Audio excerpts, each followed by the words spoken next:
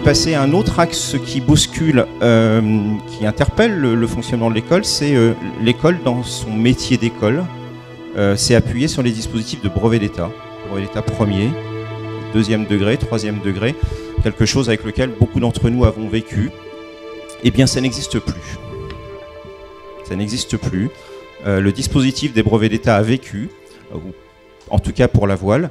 Et aujourd'hui, on est rentré dans un nouveau dispositif qu'on appelle rénovation des diplômes, brevet professionnel, comme on vient de le voir pour la glisse aérotractée, diplôme d'État supérieur.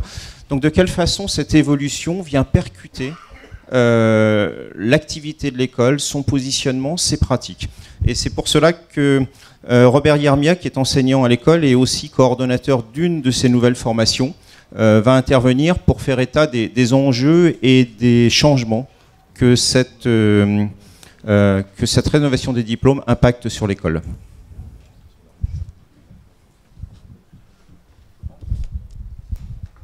Merci Michel, bonjour à tous. Bon, j'aborderai 3 points dans cette présentation. Tout d'abord des éléments d'un historique récent et qui prend en compte les contributions de l'École nationale de voile et des sports nautiques dans l'évolution des formations aujourd'hui. Un second point qui traitera des changements importants en s'appuyant sur la rénovation des diplômes voulus par le ministère et en réponse à l'évolution des besoins de l'environnement. Et puis enfin, je parlerai de quelques éléments, quelques choix d'avenir et qui renvoient au positionnement de notre établissement aujourd'hui. Alors il est notoire, pour ceux qui connaissent un peu le fonctionnement des entreprises, qu'une organisation qui réussit va chercher à poursuivre comme elle faisait dans un passé gagnant. Pourquoi changer, puisque tout va bien? Notre établissement, l'École nationale de voile et des sports nautiques, n'est pas tombé dans ce travers. Alors pourquoi? Alors d'abord, comme l'a dit Michel, elle est en réussite depuis des années sur ses formations BE1, BE2, mais aussi ses formations courtes. Et elle a su faire évoluer depuis une quinzaine d'années de manière importante, faire évoluer ses formations au regard de l'évolution des besoins en formation. Alors avec de l'alternance, Jacques Story tout à l'heure parlait du DE, des PAD, une formation de niveau 2, c'est 1997, le siècle dernier, donc ça ne nous rajeunit pas, mais c'est aussi la date du premier brevet d'État en contrôle continu des connaissances en alternance.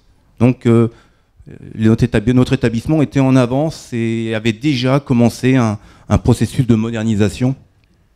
Et donc, pour ma part, en tout cas, je ne vis pas l'arrivée des nouveaux textes sur les BP, DE, DES comme une percussion, mais plutôt un courant qui nous permet d'évoluer encore de manière considérable. La rénovation des diplômes du ministère des Sports a pris en compte des évolutions qui sont naturelles.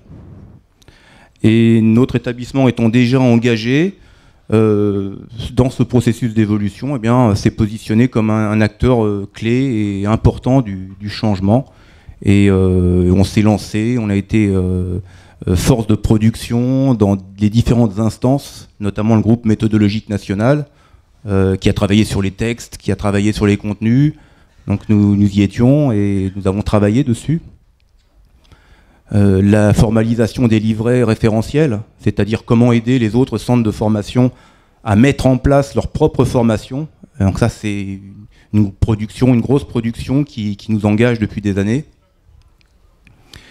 Et puis, dans le cadre de l'élargissement au nautisme, la mise en place, dès 2003, du premier brevet professionnel en glisse aérotractée, et puis en 2010, récemment, un brevet professionnel en surf.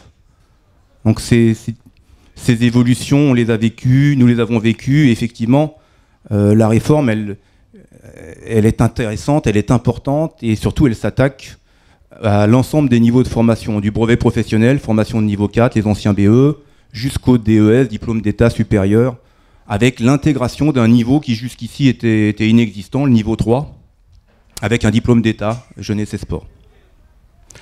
Voilà, pour le premier point, je trouve que c'est réussi. Nous avons des diplômés, nos partenaires sont élogieux. Bien sûr, il faut continuer de travailler, on doit encore progresser. Voilà, j'entrerai dans le second point de mon intervention par une question, hein. Qu'est-ce que faire de la formation professionnelle aujourd'hui? Et qu'est-ce qui a changé concrètement? Alors jadis, nous étions sur les brevets d'état premier et deuxième degré sur des ingénieries fondées sur des connaissances. Alors elles se vérifient en centre de formation avec tous les risques de logique d'isolement, hein, liés à ça. Nous sommes maintenant sur des ingénieries qui sont fondées sur les compétences. Les compétences, elles se vérifient sur le terrain avec les professionnels dans l'action. Bref, il faut sortir. Nous sommes passés de formation avec des contenus et des unités de lieu et de temps identiques à des formations où l'individualisation est devenue le maître mot. Le parcours de formation de chaque stagiaire aujourd'hui est différent en fonction de son parcours professionnel, de ses compétences, mais aussi de son projet professionnel et puis de son environnement professionnel. Donc les employeurs, les tuteurs apportent leur contribution dans le processus de formation et de manière considérable. Donc c'est effectivement un objectif que de gérer cette alternance. Et aujourd'hui, le formateur, il s'appuie sur un socle important, hein, qui fait partie du patrimoine de l'école, qui a été évoqué par Yvon, par Jacques tout à l'heure. Et le formateur n'est plus uniquement dans son rôle de formateur, mais il est à l'articulation de différentes logiques. Il aura pour objectif de créer du lien entre l'entreprise, le centre de formation et le formé. Donc cette logique de réseau dans laquelle on passe d'une logique de laboratoire à une logique de réseau, une logique de microprocesseur, pour reprendre une expression qui n'est pas de moi. Donc vous l'avez compris, hein, ces évolutions ne sont pas uniquement techniques et pédagogiques. Elles obligent à penser différemment la formation dans un contexte plus large. Et au regard de cet énorme chantier, quel choix d'avenir pour notre établissement?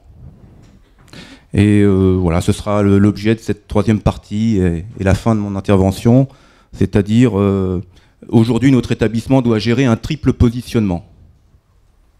Le premier, qui est celui le rôle d'expertise et de producteur de formation de qualité. C'est bien le moins, hein, au regard de notre histoire. Mais également un rôle de veille et d'analyse des besoins nouveaux de l'environnement.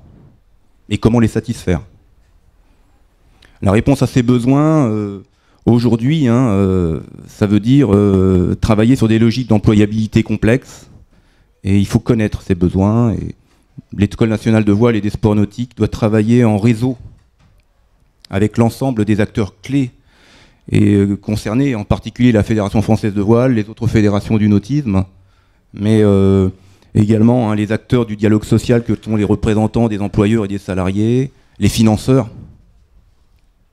Et puis enfin, un troisième positionnement qui, en tant qu'établissement public national du ministère des Sports, un rôle de conseil, et notamment œuvrer pour que l'offre de formation soit la plus cohérente et harmonieuse possible sur le territoire national.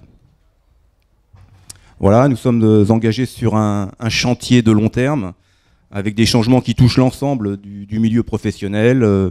Les dispositifs sont encore jeunes, mais prometteurs. Donc nous devons œuvrer ensemble maintenant pour les faire évoluer. Et les questions qui vont suivre, si Michel les autorise, vont nous faire avancer. Donc merci de m'avoir écouté et à vous la parole.